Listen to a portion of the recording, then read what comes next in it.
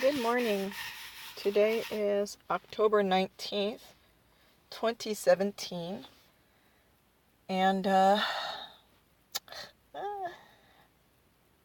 we have attempted to do a recording on a subject. And for whatever reason, it just hasn't been working out. So it seems that the thing to do is to break it down because there's just too much. The subject is self-service, what it is, and service to others or service to the whole, service to all, what it is, and how the two are different. How do they have any similarities that they share, and also what are their differences? And so we're trying to kind of put it all in a lump, but it seems the thing to do is to develop each subject on its own and then maybe pull it together with a third recording. So we'll talk about service to the whole first. Service to all. So first of all, I want to talk about how it's been kind of coined service to others, and we're going to use the term service to all or service to the whole. You get the picture. It's a big thing. It's not broken down because when we talk about service to others, that's still dividing. There's me and there's others. Or there's us and there's others. There's them and there's them. And they're da-da-da-da-da. So, and that's kind of the thing that we're trying to move out of at this point now in our, I guess, evolution, is that separating mentality. Compartmentalizing things. That's over there and this is over here. I mean, sometimes you have to do it to live. To be able to get on in society. But when we're talking about things like service and upliftment, that's different. It's not dealt with, I guess, the way we deal with our day-to-day activities in this place. So much confusion and chaos would ensue if we didn't have expressions to communicate separation in this place. Nothing would get done.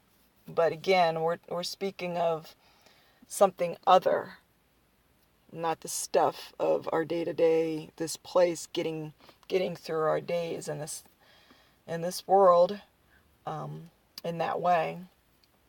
So service to the whole.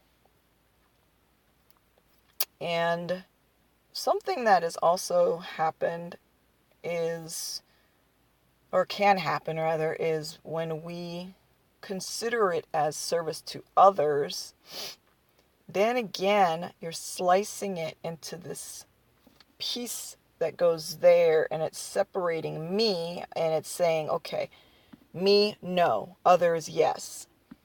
And again, like we said, that's separating, but it's not the heart of service to whole. Service to whole is wherever there is a need in creation, whether it is others or oneself or other aspects of creation, to serve the needs of the other type of creation that we are living amongst. So we don't want to, and then we could get into this like self-sacrificing behavior. You see, and then we start adopting behavior because we want to serve others instead of oneself, and it becomes this thing. And it becomes a thing that the ego can say, ooh, yeah, let's add that to our identity now. Now I'm self-sacrificing and I'm serving others, and I'm sacrificing myself for others. I'm sacrificing what I want and to serve others. And then it morphs into some other thing that the mind can play with. And what started out with good intentions, which is service, and what happens is this new identity will start to overshadow that. And it happens very, like, subtly. It happens. And believe it or not, if you belong to a church of any kind, you may have even seen it, that, people fight. Who's going to do this in the services? Who's going to do that? Who's going to serve in this way? I want to serve in this way. No, that's my duty. You do something. And it becomes a source of contention, you see? Whereas if the mindset is always just service to the whole, that intention is just going to, just like water, is going to move into wherever it needs to move into. It's just going to move into it. There's not going to be any resistance or fighting or any of that kind of stuff. Okay, because that's moving us in the wrong direction. And what appears to be service to others will quickly become service to self, cloaked as service to others. So, not a judgment, but that's what can happen. So, and then we said, of course, service to the whole would include oneself. So, this idea of putting ourselves in a place where life just isn't enjoyable anymore. It's just, I've become this person that I'm always serving others. That's my thing. And meanwhile, I'm shriveling up inside because my real needs are not being met. Because again, this whole thing is kind of morphed into something else. And when we are, when we're in service to others, wherever there is a need, it is addressed. That's why it's service, because it conforms itself into what it needs to become to serve the needs wherever they are. That's real self-sacrifice. Is here I have my life and my day and my schedule of things that I do, or whatever. It's just, here it is. But if a need comes up that is serving others or myself, serving the whole, that is really a need and not just, a want that I have that might interrupt what I want to do, but it's a real need, then I will sacrifice my own desires for my own pleasures so that the needs of the whole can be met. So hopefully that made sense to you all. And the other thing that we want to now address is maybe something that should have come first, is service to the whole is not something that one has or one possesses. Service to the whole comes from the heart of the whole. So so there's a recognition that we all belong to one another, to each other, and as far as love and responsibility go. So it's so the whole is the driving, WHOLE, or the source, the big wholeness of the thing is the driving force of whatever service we as individuals may participate in. It's not we ourselves saying, okay, what great thing am I going to do for somebody? What good thing am I going to do? I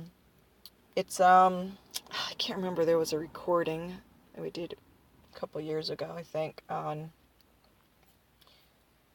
it. Just when we are part of that whole, there's a sense that we get of where the need is. It's felt in the heart. It's not an intellectual or a mind thing.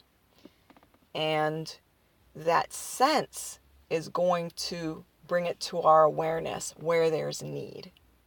It's felt in the heart somehow. And then we will be moved, not decide in our own brain, okay, let me go do the thing. We will be moved toward this service. So, excuse it. So I hope you're not hearing my tummy here.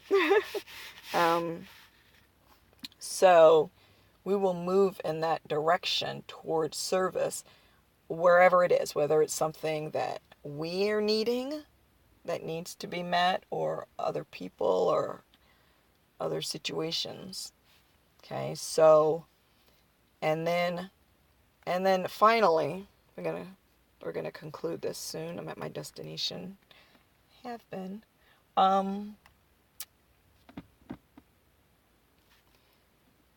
When we participate in service to the whole, the participation, the service, and the fulfillment are wrapped together. And there is a joy, that kind of a satisfaction in being able to serve.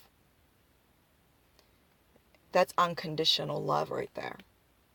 That can only come from the whole, from the heart of the fullness of the source of all, right? That's a completion. That's perfection right there. When we are guided and we move toward service, and so there's participation there, the service itself, and the joy that we receive in it is all linked together. It's all bonded as one. And when the service is done, there is a fulfillment within. It's done and it's good. So that's what that is. If we missed anything, we'll probably touch on it on the last recording when we tie it up.